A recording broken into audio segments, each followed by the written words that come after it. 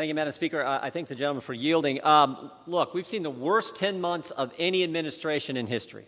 We went from a secure border to chaos. We went from safe streets to violent crime. We've seen stable prices turn into inflation and empty shelves. The respect around the world we had is now turned into the debacle that was the exit from Afghanistan. And we went from peace in the Middle East with the Abraham Accords to thousands of rockets being fired on our friend and ally Israel, not to mention energy independence, to now the spectacle of the President of the United States begging OPEC to increase production.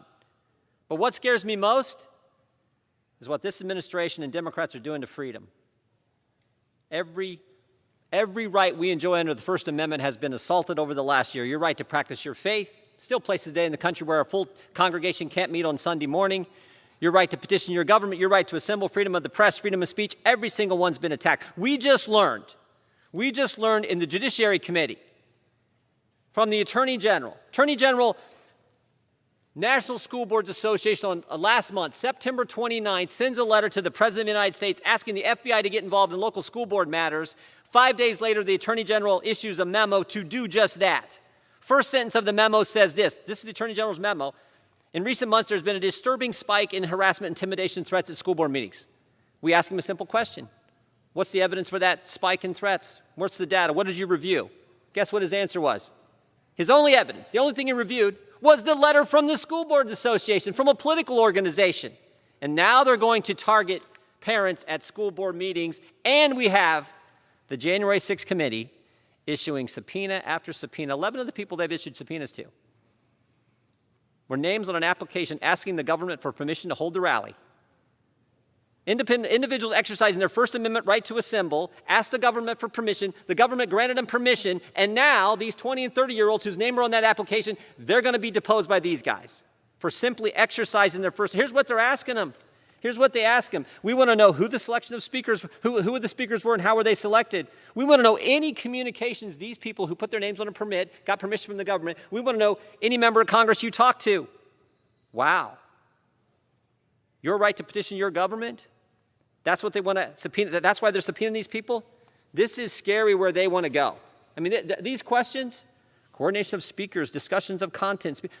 This sounds like what the IRS did to people 10 years ago when they were asking 501c groups applying for tax-exempt status. Do you pray at the start of your meeting? I mean, first it's school boards, then it's people applying for a permit. We saw what they did to people, what the IRS did to people just a few years ago. Not to mention what else the committee's doing. Preservation letters to all the carriers, all the companies. Preserve every call, every email, every text. Think about that. Every call someone made to hundreds and hundreds, supposedly, according to news reports, they've done this for. Text to your spouse, calls to your mom. Preserve it all. And this is just what we know about. This is just what's been reported. I mean, now Steve Bannon.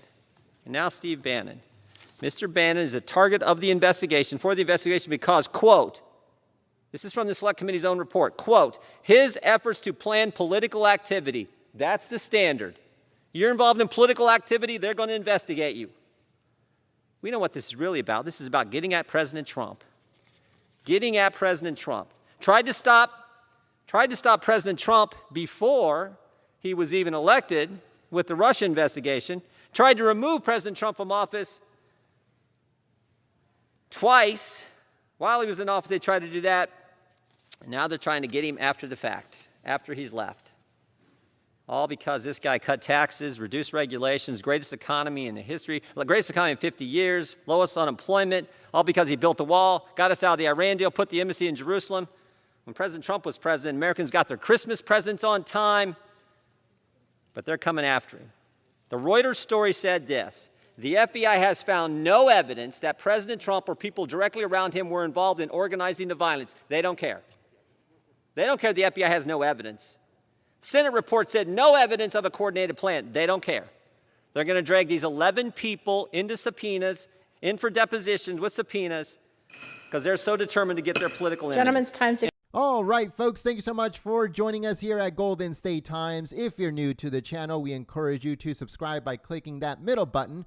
Also, check out our previous video by clicking the video on the right, or a video you might enjoy by clicking the video on the left. Also, don't forget to click the thumbs up button and share this video on social media. Peace.